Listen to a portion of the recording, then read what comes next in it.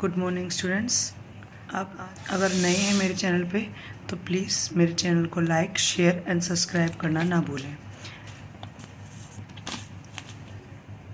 कुछ दिन पहले मैंने अलंकार का अभ्यास पत्र डाला था, जिसमें फर्स्ट था मुदित महीपति मंदिर आए, क्योंकि मैं वर्ण की अवधि है इसलिए अनुप्रास अलंकार।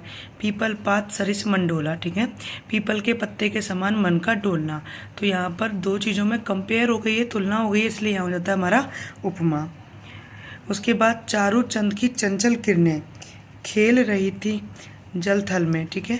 तो चारू चंद की चंचल किरणें, चय वर्ण की आवृत्ति होने के कारण बार बार अनुप्रास अलंकार।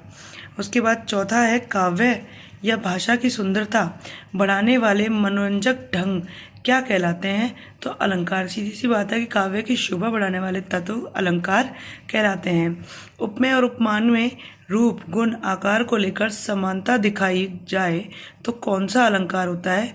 उपमा होता है, ठीक है। जहाँ पे भी तुलना की जाए दो चीज़ों के बीच में, उनके रंग, रूप, गुण को लेकर, तो वहाँ उपमा होता है। उसके बाद देखिए, पायो जी मैंने राम रतन धन पायो, पायो जी मैंने राम रूपी रतन धन पायो, ठीक है। तो राम को धन बना दिया, इसका मतलब आरोप कर दिया है, दोनों के मध्य का भेद समाप्त कर दिया है, इसका मतलब रूपक अलंकार। लाली मेरे लाल की जित देखो तित लाल, लाली देखकर मैं गई मैं भी हो गई लाल, ठीक है। तो यहाँ पे लाल शब्द के दो अर्थ हैं, इसलिए यहाँ पर यमक अलंकार हो गया। एक लाल रंग हो गया, एक लाल बेटा हो गया। कि चरण कमल बंधो हाई, ठीक है, चरण कमल बंधो हरि राई, चरण रूपी कमल, ठीक है। तो जो चरण है उनको कमल बना लिया है, इसलिए रूपक अलंकार। रहीमन जो गति दीप की कुल कपूत गति सोए, बारे उजियारो करे बड़े अंधेरो होए, ठीक है। तो यहाँ पे देखिए कि रहीम जी का ये दुआ है कि जो कुल के पूत की, मतलब कुल के दीपक की, कुल का दीपक बोलते हैं हम कुल के बच्चे को, बेटे को, और दीपक दोनों की बात की गई है कि बारे उजियारो करो। जब दीपक जलता है तो वह बहुत तेज रोशनी करता है, ठीक है। और उसी प्रकार जब बच्चे का बचपन होता है तो वह सारे घर में खुशियाँ लेकर आता है। उसके बाद बड़े अंधेरो होए, बड़े का अर्थ है बंद होना, ठीक है, और दूसरे बड़े का अर्थ है बड़ा होना। और जिस प्रकार दीपक जलते जलते जैसे जैसे बढ़ने की ओर बढ़ता है, बंद होने की ओर होता है, तब क्या हो जाता है? दीपक बढ़ते ही अंधेरा छा जाता है। उसी प्रकार कुल का बेटा अगर कपूत हो जाए, बड़े होकर कपूत हो जाए, तो कुल में भी अंधेरा छा जाता है, इसलिए यहाँ पर श्लेष अलंकार। मानो हवा के वेग से सोता हुआ सागर जगा। तो मानो आ गया, आपको पता है कि 6 शब्द ऐसे हैं जो उत्प्रेक्षा की पहचान बन जाते हैं। जनु, मनहु, जानो, मानो, जनु, मनु। कि बरसत बारिद बूंद गाही, चाहत चढ़न आकाश, कि बरसात की बूंदें नीचे गिर के वापस आकाश में चढ़ना चाह रही हैं। तो ये चीज़ जो है संभव नहीं हो सकती है, इसलिए यह अतिशयोक्ति अलंकार हो गया। उसके बाद देखिए कि हरि जननी में बालक तेरा, ठीक है।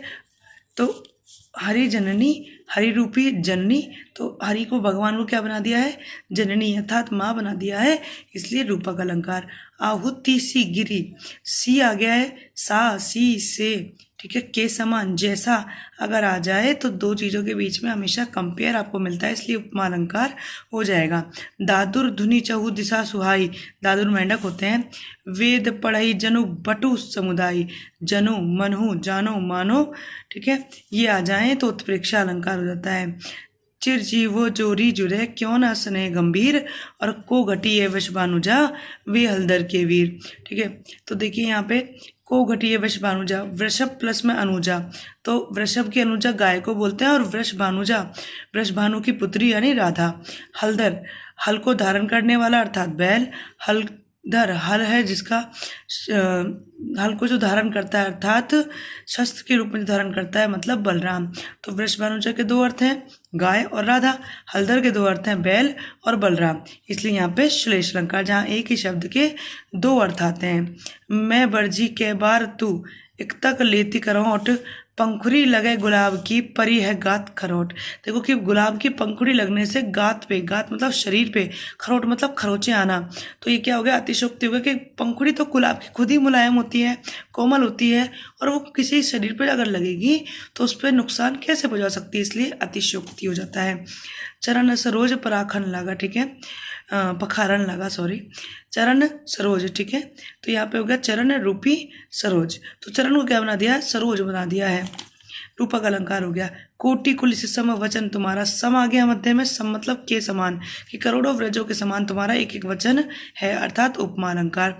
तू मोहन के उर्वशी हवे उर्वशी समान, तू मोहन के उर्वशी, उर मतलब हृदय में, उर्वशी, उर्वशी जो अप्सरा आती है उसके समान, ठीक है। तो यमक अलंकार। लाली, ये दोबारा आ गया है, ठीक है, यमक है। एक लाल मतलब पुत्र, एक लाल मतलब बेटा यानी रंग। गोपी पद पंकज पावन की रज जामे भीजे, पद रूपी पंकज, कमल, पैरों को क्या बना दिया, कमल, पंकज पर्यायवाची है ना कमल का, तो रूपक अलंकार। बूढ़े पीपल ने झुककर जुहार की, तो बूढ़ा पीपल जो हो गया झुककर जुहार कर रहा है। जुहार कौन करता है, मनुष्य की क्रिया है। तो जहाँ पर प्रकृति पर मनुष्य की क्रिया का आरोप किया जाता है वहाँ आपका मानवीकरण अलंकार हो जाता है। उसके बाद देखो कि फाग गाता मास फागुन आया, फाग के गीत कौन गाते हैं, मनुष्य गाते हैं, फागुन ऋतु हो गई है आपकी, ठीक है। तो मानवीकरण हो गया, अपने आप ही की प्रकृति पर आरोप किया जा रहा है मानवीय क्रियाओं का। पाहुन जो आए हों गांव में शहर के, कि पाहुन होता है मेहमान, ठीक है, मेहमान जो बादलों के लिए कहा गया है कि मेघ आए बंठन के, और लगे ऐसे रहा जैसे कोई मेहमान आए हों गांव में शहर के। तो बादल का, बादल आना, बादल का वो मानवीकरण का उदाहरण हो गया, ठीक है। मनहु रंक निधि लूटन लागी, मनहु आ गया, जनहु मनहु उत्प्रेक्षा, कैसे कलुषित प्राण हो गए, मानो मन पाषाण हो गए, तो मानो आ गया फिर से, ठीक है। तो इसमें भी आपका उत्प्रेक्षा, कि देखो ये साकेत नगरी, यही स्वर्ग से मिलने गगन में जा रही। एक नगरी इतनी अधिक ऊंची कैसे हो सकती है कि वो स्वर्ग में जाके मिल जाए, तो ये भी असंभव बात है, इसलिए अतिशयोक्ति। नवजीवन दो घनश्याम हवे, तो नवजीवन नया जीवन, जब धरती तप रही है गर्मी से, तो वह बादलों से अगर पानी की मांग कर रही है तो वह घनश्याम हो गया बादल, ठीक है। परंतु जब गोपियां कृष्ण से बात कर रही हैं तो यहाँ पे घनश्याम मतलब कृष्ण, नवजीवन दोनों रूप से आएगा। गोपियां कृष्ण से कह रही हैं कि नवजीवन दो घनश्याम हमें, तो भी यहाँ पे घनश्याम हो गया आपका कृष्ण। और जब बादल की बात की जा रही है कि पृथ्वी बहुत ज़्यादा गर्मी से परेशान हो गई है लोग बाग और पृथ्वी, तो वो क्या कह रहे हैं कि घनश्याम जो बादल हैं वो हमें नया जीवन प्रदान करेंगे। तो श्लेष अलंकार हो गए। घनश्याम के दो अर्थ हैं, कृष्ण और बादल। नल के नीर अरु नर की गति, एक ही कर जोए, जे तो नीचो हवे ते तो ऊंचो हुए, ठीक है। कि नल की और नर की दोनों की गति होती है कि जितना नीचे होते हैं, ठीक है, जितना नीचे होते हैं अर्थात पानी जितना नीचे होता है उतना ही ऊंचा आता है, और व्यक्ति जितना नम्र होगा उतनी ही वह ऊंचाई को प्राप्त कर लेगा। तो यहाँ भी क्या जाएगा, आपके दो दो अर्थ होने के कारण श्लेष अलंकार। पी तुम्हारी मुखबास तरंग, आज भौरे भौरे सहकार, ठीक है। एक भवरा एक भौरे होता है बहकना, ठीक है। तो श्लेष अलंकार हो गया। आपको इससे मदद मिलेगी एग्ज़ाम के लिए, ठीक है। और ऐसी वीडियोस को और पाने के लिए मेरे चैनल पर बने रहिए। धन्यवाद।